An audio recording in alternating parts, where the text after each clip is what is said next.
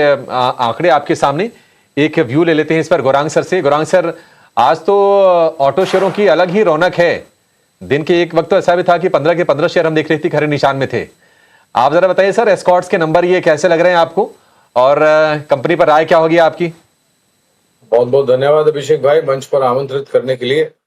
ET now स्वदेश के दर्शकों को और आप सभी को सादर प्रणाम और शुभ दिन हमारे तरफ से। एक छोटा डिस्क्लोजर दे देते हैं कि जो भी निवेश लायक रणनीति आज दोपहर आपके कार्यक्रम में रखेंगे अभिषेक भाई, यह बुनियादी दर के आधार पर लंबी अवधि के लिए है, हमारी फंडामेंटल रिसर्च टीम के तरफ से। इसमें हमारी कंपनी जियोजेट अथवा मेरा किसी भी प्रकार का व्यक्तिगत निवेश नहीं है, ना ही किसी प्रकार का वित्तीय लाभ मिलता है और ना ही किसी प्रकार का हितों का टकराव। लेकिन इसी स्तर पर राय हम हमारे क्लाइंट्स को देते हैं, संभव है कि उनका निवेश हो। तो आंकड़े अभी अभी आए और जो भी आंकड़े हमारे और आपके समक्ष हैं वो देखते हुए तो लगता है कि नतीजे अच्छे हैं।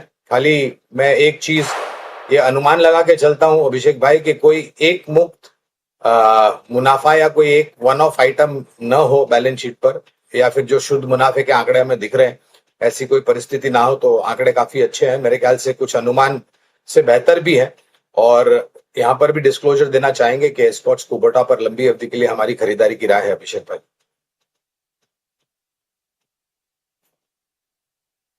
तो बिल्कुल एक फंडामेंटल नजरिया गौरांग सर की तरफ से एस्कॉर्ट्स कुबोटा पर हमें मिल चुका है। नतीजे आपके स्क्रीन पर आप देख रहे हैं। मुनाफे और आय के फ्रंट पर जो बढ़त है सालाना आधार पर, उसका असर स्टॉक प्राइस में भी रिफ्लेक्ट होता हुआ दिखा है। सर, क्या आप भी सहमति रखते हैं इससे? क्योंकि देखिए जिस तरीके से क्रूड की चाल थी, Q1 में देखें तो एक जबरदस्त इम्पैक्ट यहाँ पर जरूर रहेगा, बट क्या मार्केट इसको इग्नोर करते हुए, इसको प्राइस इन करते हुए आगे इसका आउटलुक पॉजिटिव है क्या? को भी सादर प्रणाम और शुभ दिन हमारे तरफ से। तो एक स्टैंडर्ड डिस्क्लोजर यहाँ पर भी होगा कि तीनों ही oil marketing company HPCL, BPCL, IOC, इन तीनों पर ही बुनियादी दर के आधार पर खरीदारी की राय है। दिक्कत या फिर असमंजस परिस्थिति छोटी मध्यम अवधि में, जैसे हमें सबको पता है, कच्चे तेल के दाम को लेकर के। अब कल जो सूत्र के आधार पर जो खबरें आई हैं कि युद्ध में विराम हो सकता है अमेरिका इजराइल के बीच में, अमेरिका और ईरान के बीच में, समझ आता हूं। लेकिन कल देर शाम में ईरान ने इसका स्पष्टीकरण नहीं दिया और इस बात को कहा है कि ये अमेरिका के तरफ से मैनिपुलेटिव आगे कदम उठाया है। उन्होंने साफ इनकार कर दिया है। जब तक प्रमाण नहीं मिल जाता है युद्ध विराम का, तब तक अनुमान लगा करके काम करना मेरे ख्याल से जोखिम से कम नहीं होगा।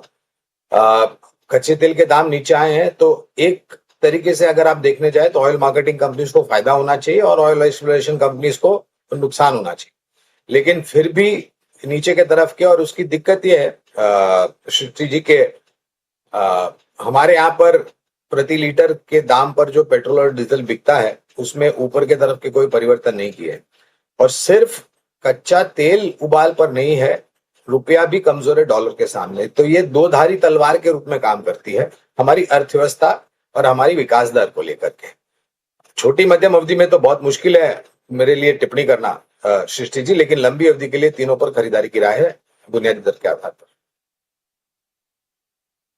चलिए, OMC काउंटर्स यहाँ पर नजर जरूर रखेंगे, पर इसी के साथ फिलहाल वक्त तो चला एक छोटे से Gaurang sir, coming back to you, I hope आप मुझे सुन पा रहे हैं। ऑटो सेक्टर पर आपका एक फंडामेंटल नजरिया मैं समझना चाह रही थी।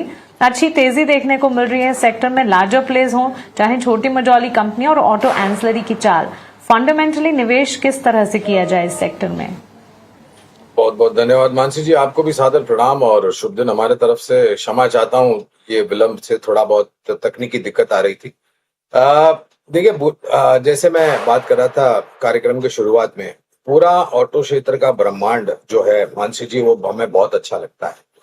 और मैं ब्रह्मांड इसलिए कह रहा हूं क्योंकि इसमें अलग अलग प्रकार होते हैं। 2 पहिया, 3 पहिया, चौपहिया, कमर्शियल व्हीकल बनाने वाली कंपनियां, ट्रैक्टर और एग्री इक्विपमेंट बनाने वाली कंपनियां, और कुछ कंपनियां होती है जो प्योर इलेक्ट्रिक व्हीकल बनाती है। सभी जगहों पर हमारी खरीदारी की राय है। और हमें लग रहा है कि जिस प्रकार से हीरो मोटोकॉर्प के आंकड़े आए, जिस प्रकार से अभी हम एस्कॉर्ट्स कुबोटा की बात कर रहे हैं, या इसके पहले जैसे हमने M&M के आंकड़े देखे, जो अनुमान था कुछ कंपनियों में आंकड़े अनुमान से बेहतर आए हैं। और एक परिस्थिति मानसी जी मैं ये देख रहा हूं कि जो एक्सपोर्ट का आंकड़ा आ रहा है पिछले कुछ महीने दर महीने, बिक्री के आंकड़े जो हमारे और आपके समक्ष है वो निरंतर ऊपर की तरफ जा रहे हैं। एक साझा सोच विचार हमारा ये भी है कि भारत ने जो करीबन 8 देशों के साथ फ्री ट्रेड एग्रीमेंट किया है उसका सीधा सीधा सकारात्मक असर ऑटो क्षेत्र से जुड़ी हुई कंपनियां जो एक्सपोर्ट करती है उनको मिल सकता है। स्थानीय मार्केट में तो डिमांड बहुत ही दुरुस्त है मानसी जी, और एक्सपोर्ट मार्केट भी अगर हमारी जो विचारधारा है उससे उसके ऊपर काम करता है, उससे बेहतर आंकड़े आते हैं, तो मेरे ख्याल से नतीजों में आपको बेहतर परिवर्तन होने मिलेगा। दूसरी बात ये भी है कि लागत खर्च थोड़ा बड़ा है क्योंकि ये युद्ध को लेकर के जो कच्चा माल और जो रॉ मटेरियल होता है उसमें मिलने में थोड़ी दिक्कत हो रही है। सप्लाई साइड जो लॉजिस्टिक चेन इश्यूज है वहां पर दिक्कत है, लेकिन ये छोटी मध्यम अवधि के लिए। और प्राइस रिवीजन भी शायद आने वाले भविष्य में हो सकता है। तो प्राइसिंग पावर भी है, बिक्री भी अच्छी हो रही है, स्थानीय मार्केट में डिमांड अच्छी है, एक्सपोर्ट मार्केट भी बेहतर है। Hero MotoCorp, TVS Motors, Bajaj auto, Tata motor commercial vehicle, एमएनएम, मारुति, अशोक लेलैंड और Olectra green tech, Escorts Kubota के साथ साथ इन और आयशर मोटर्स। तो ये पूरा एक लंबी सूची है मानसी जी जहां पर हम खरीदारी की राय। और मैं एक बात ये भी कहना चाहूंगा मानसी जी कि सिर्फ मात्र ऑटो क्षेत्र पर ध्यान मत दीजिए। ऑटो क्षेत्र से auto ancillary, OEM segment companies, battery manufacturing companies और टायर मैन्युफैक्चरिंग कंपनीज, इन पर भी ध्यान देना अनिवार्य होगा। तो चलिए एक फंडामेंटल नजरिया और पूरा का पूरा ऑटो बास्केट और उसमें पसंदीदा स्क्रिप्ट्स गौरांग जी ने हमारे सामने रखी है। जरा मुंबई की भी स्थिति बताइए कि वहां पर क्या क्या हालात हैं, और ये जो ब्लू स्टार, इसके अलावा हैवेल्स हो गया, वोल्टास हो गया, जो ऊपरी स्तरों से नीचे आ रहे हैं, क्या आपके हिसाब से बाइंग करनी चाहिए इन स्टॉक्स में? देखिए, बुनियादी तर्क के आधार पर खरीदारी की राय अभिषेक भाई। और बंबई में तो जैसे हम सब जानते हैं पसीने वाली गर्मी होती है और उसका प्रकोप भी काफी हावी होता है। पिछले 2 दिनों से थोड़ी गर्मी कम हुई है, लेकिन अनुमान ये है मौसम विभाग से फिर से कि आने वाले दिनों में ये पारा फिर से ऊपर चढ़ेगा। तो ये मेरे ख्याल से ये अगर आपने लंबी अवधि का निवेश किया है ना, तो छोटी मध्यम अवधि में जो खबरें आती है मौसम को लेकर के, वो एक आधार नहीं होना चाहिए कोई बड़ा परिवर्तन करने के लिए। बुनियादी तर्क के आधार पर Havells India, blue star, Voltas और सिम्फनी, ये कुछ व्हाइट गुड्स, कंज्यूमर ड्यूरेबल बनाने वाली कंपनियां हैं जहां पर हम खरीदारी की राय दे रहे हैं। और मैंने मेरे ख्याल से सीआईआई की अभी एक समिति हुई थी, वहां पर ब्लू स्टार के मैनेजमेंट ने टिप्पणी करी थी। अप्रैल के महीने में कुछ 2 या 3% भाव में बढ़ोतरी की थी। अब लागत खर्च भी बढ़ रहा है क्योंकि जो सप्लाई साइड के तरफ से जो दिक्कतें आ रही है, तो और जो लागत खर्च है वो ऊपर भी जा रहा है क्योंकि स्पेयर पार्ट्स, पुर्जे जो हैं वो महंगे होते जा रहे हैं और सप्लाई कम है। तो शायद इस महीने या अगले महीने आपको और 2 या 3% की बढ़ोतरी होती हुई दिखाई देगी, एयर कंडीशंस में खास करके मैं बात कर रहा हूँ। तो लंबी अवधि का अगर आपकी विचारधारा है तो आप निश्चिंत होकर के बने रहे।